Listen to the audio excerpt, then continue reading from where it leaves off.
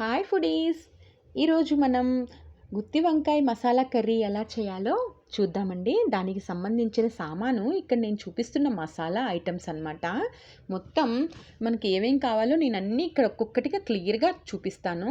ఇక్కడ 2 స్పూన్లు ధనియాలు తీసుకున్నానండి, 4 లవంగాలు, కొంచెం చిన్న ముక్క అల్లము, వెల్లుల్లి, షాజీరా, జీలకర్ర, లవంగాలు, యాలుకలు, మిరియాలు, ఇంకా జాపత్రి, రాతి పువ్వు, 2 దాల్చిన చెక్క, ఇంకా 4, 5 ఈ జీడిగుళ్ళు, 1 స్పూను తెల్ల నువ్వులు, 1 గుప్పెడు పల్లీలన్నమాట. ఇవన్నిటిని చక్కగా మనం ఫ్రై చేసేసుకుందాము.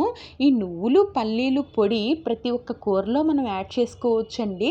చాలా మంచిదండి, పిల్లలకి కానీ ఆడవాళ్ళకి కానీ బోన్స్కి కానీ చాలా మంచిదండి ఆరోగ్యానికి నువ్వులు, పల్లీలు. ఇట్లా నేను ఇప్పుడు ఇక్కడ ఇది గ్రైండ్ చేసే ముందుగా నేను ఆనియన్ ఒకటి కటింగ్ చేసి మిక్సీలోనే నేను ఆల్రెడీ మీకు చూపించానండి. దాంతోపాటు ఈ మసాలా కూడా మనం గ్రైండ్ చేసేసుకుందాము.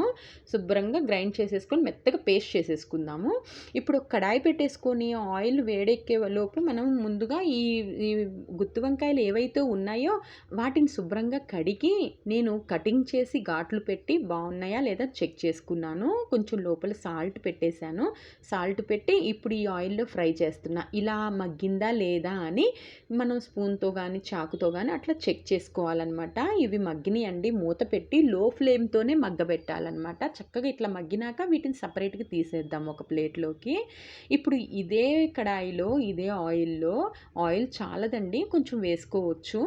ఇప్పుడు మనం ఆల్రెడీ పేస్ట్ చేసి పెట్టుకున్నాం కదండి మసాలా ఏదైతే ఉందో అది ఇందులో వేసేసి మనం ఫ్రై చేసేసుకుందాము. నేను ఆయిల్ సరిపోక నేను మళ్ళీ యాడ్ చేశాను, మీరు కూడా వేసుకోవచ్చు. నేను 4-5 మెంబర్స్కి ఈ కర్రీ తయారు చేస్తున్నాను. ఆల్రెడీ చాలామందికి తెలిసే ఉండొచ్చు ఈ కర్రీ, కానీ తెలియని వాళ్ళకు ఉంటారు కదండి, వారి కోసం అనమాట. అబ్బా, ఈ గ్రేవీ అయితే ఏముంటుందండి, భలే టేస్ట్ ఉంటుందండి. నువ్వులు, పల్లీలు, జీడిపప్పు ఇవన్నీ కలగలిపిన రుచి ఇప్పుడు ఉంటుందండి అసలు. ఇప్పుడు నేను 3 టమాటాలని మిక్సీలో గ్రైండ్ చేసి ఆల్రెడీ పెట్టుకున్నానండి. కొంచెం వాటర్ పోసేసి నేను ఆ మిక్సీ జార్లోనే వాటర్ ఒలిపి పోసేసాను అనమాట. ఇట్లా కొంచెం లిక్విడ్గా పల్చగా ఉంటేనే ఉడికే కుంది లిక్విడ్ ఇప్పుడు కర్రీ అంతా కొంచెం థిక్ అయిపోతుంది అనమాట. చక్కగా ఇట్లా వేసేసుకుందాము. మనం ఉప్పు కారం సరిపడా చూసుకొని వేసుకుందాం, రుచికి సరిపడా.